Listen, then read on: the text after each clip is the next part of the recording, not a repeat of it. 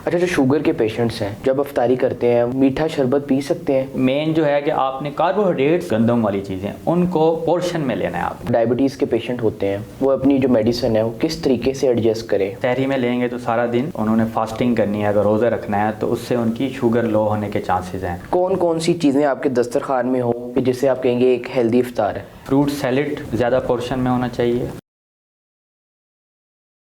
अस्सलामुअलैकुम नाज़रीन, HM media के साथ आपका मेज़बान डॉक्टर समर अब्बास हाजिर और आप देख रहे हैं हमारी पॉडकास्ट सीरीज़। आज जिन शख्सियत को मैंने मदऊ किया है उनका नाम डॉक्टर उबैदुर रहमान खिज़र है, जो कि असिस्टेंट डायरेक्टर हैं गवर्नमेंट टीचिंग हॉस्पिटल शादरा के। अस्सलाम वालेकुम डॉक्टर साहब। वालेकुम सलाम। सबसे पहले डॉक्टर साहब बहुत शुक्रिया कि आपने HM मीडिया को टाइम दिया है। आपका भी बहुत शुक्रिया कि आपने मुझे यहाँ पे इनवाइट किया है। अच्छा डॉक्टर साहब, मुझे ये बताएं, जैसा कि रमज़ान आ गया है और इसमें शुगर के पेशेंट्स भी हैं, ब्लड प्रेशर के भी पेशेंट हैं। पहले हम ब्लड प्रेशर के मरीज़ों की बात करेंगे कि वो सहरी में और अफ्तारी में क्या क्या चीज़ें खाएं और किन चीज़ों से वो एहतियात करें। देखें, ब्लड प्रेशर के मरीज़ों को तो ख़ास तौर पे और वैसे भी आम पब्लिक को थोड़ा सा ये अफ्तारी और सहरी में ना, हमने असल में अफ्तारी और सहरी को ना एक ये बना लिया है कि ये एक खाने पीने का एक महीना आ गया है। क्या डॉक्टर साहब आप ऐसे पकौड़े और समोसे खाते हैं अफ्तारी में?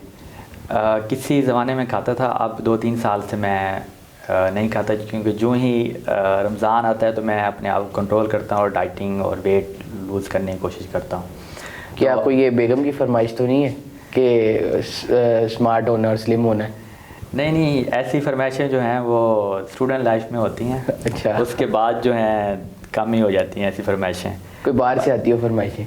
नहीं, अल्लाह का शुक्र है, बाहर वाली नहीं रखी कभी। कहीं डर तो नहीं रहे कि कैमरे में वो देखनी होगी? नहीं, उनको पता है, वो आपको हर चीज़ की यही गारंटी देंगी।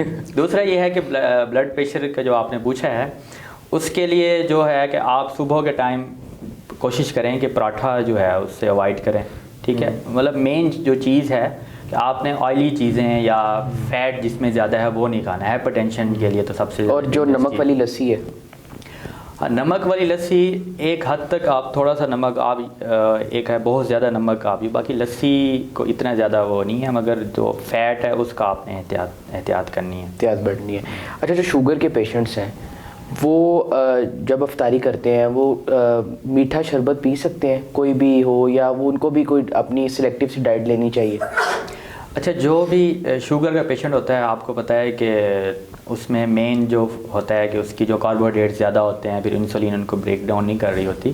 तो मेन जो है कि आपने कार्बोहाइड्रेट्स जो हैं, कार्बोहाइड्रेट्स से मुराद जो है कि गंदम वाली चीज़ें, मीठी चीज़ें, ठीक है, शुगर वाली और जो गंदम वाली चीज़ें, उनको पोर्शन में लेना है आपने। पोर्शन में अगर आपने फ्रूट सैलेड लेना है तो एक पोर्शन लेना है, एक कप लेना है, ठीक है, एक कप जो उसको पोर्शन का होता है जो हम घरों में यूज़ करते हैं। इसी तरह आपने कोई अगर दही योगर्ट ले रहे हैं तो उसको भी आपने एक पोर्शन लें, मगर उसमें आप मीठा ना डालें, ऐसे ही ले लें। और अगर आप पराठा पहले कोशिश करेंगे अवॉइड करें, ठीक है। और अगर आपको बहुत ज़्यादा है कि दिल कर रहा है खाने को तो आप उसको पोर्शन में लें। शुगर वाले जो पेशेंट है वो पोर्शन में खाएं तो वो बेहतर होगा, एक फिक्स उसमें खाएं के लिए। अच्छा, जो डायबिटीज़ के पेशेंट होते हैं वो अपनी जो मेडिसिन है वो किस तरीके से एडजस्ट करें, वो अफ्तार में लें या सहरी में लें?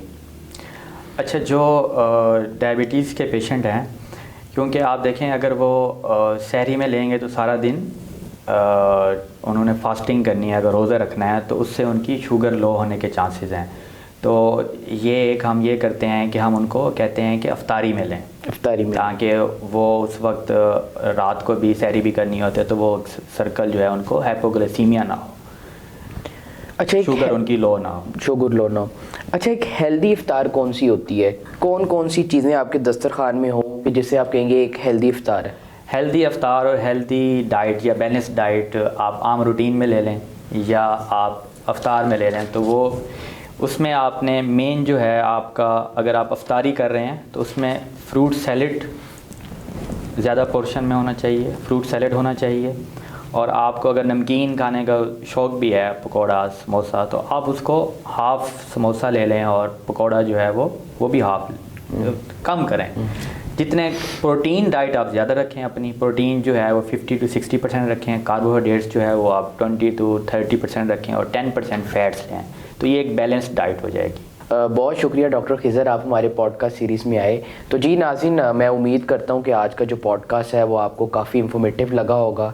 मिलते हैं एक नए शो में एक नए गेस्ट के साथ। अल्लाह हाफ़िज़।